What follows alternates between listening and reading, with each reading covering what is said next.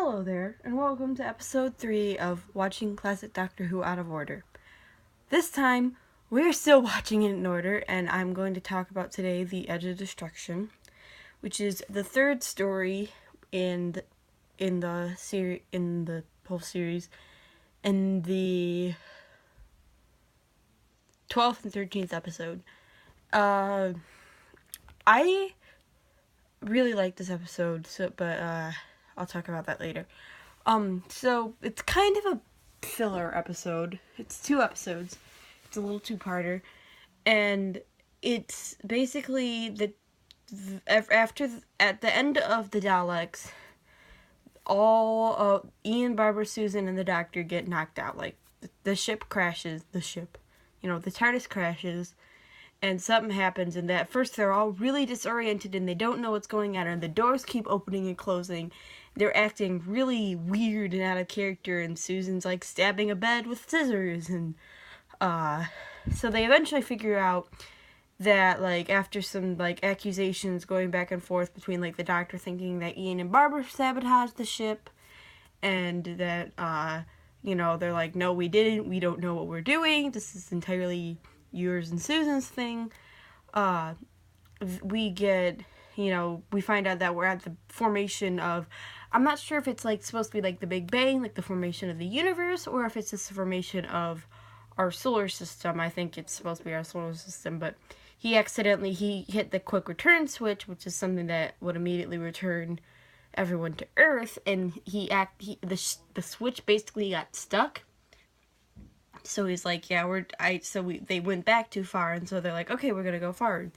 So that's basically the plot. It's a shorter episode, but it's kind of the first episode and most of the second episode. It's very creepy and very weird, and I like it when Doctor Who is creepy and weird. Like, of course, you got episodes like Blink from the new series, and you got plenty, I guess there are plenty of creepy episodes, like the Mind Robber in the second Doctor's era, which is something I definitely plan on watching. You got Midnight, which I think I actually like more. I think there's all sorts of weird stuff like that. I like it when I like weird things. Like, some people like scary things. Like, I'm fascinated by it, and like, okay, here's an example. When I watched 2001: A Space Odyssey the first time, when they're told, like, when Dave Bowman is like going through the monolith wormhole thing, I just sat there like this the whole time, like, that was happening. I'm like, oh my word, this is so fascinating.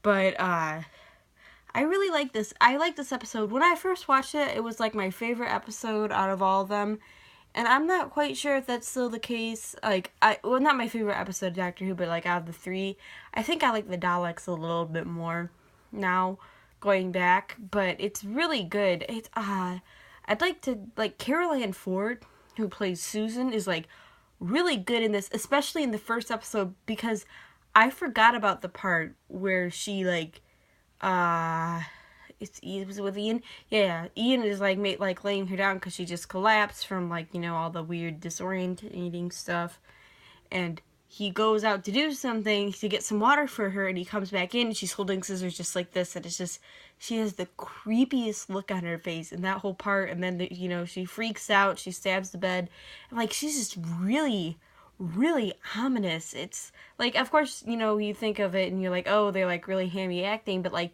it's darn creepy, and it's just very unsettling. They all do really well. You actually get to see more of the strength of the actors, since this was a bottle budget saving episode, and they had to basically, just film it on the set that they already had. And you really get to see the strength and the chemistry that the actors have. And we have more character development for the Doctor, because the Doctor at this point, he's old, but like, really, in Time Lord terms, he's more of like a young, spunky millennial, and he doesn't really like take responsibility for his actions or anything like that. And Barbara and Ian and Susan are like, look, they basically have started to influence him, and they're like, look, you got us into this mess. And he's like, yes, I have, I'm sorry. And he's like, it's all 4 of ours fault. He's starting to get better, and like, you see that he's building a better relationship with like Ian and Barbara. And I like that there's a scene near the end where he thinks like partway through, it's not near the end, it's in the second episode, but it's partway through the second episode, where he said, like, oh, we have 10 minutes until, the ship blows up.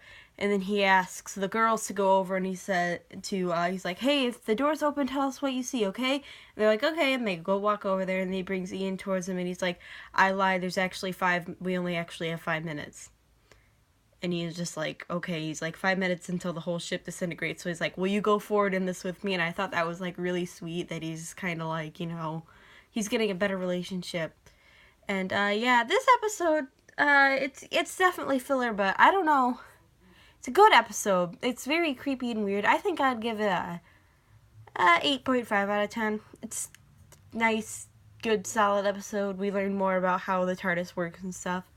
I don't know if I'm gonna do Marco Polo right now. Like, I have the 30-minute restoration thing. I might just go for the Enemy of the World, because I'm like, let me have the Troughton.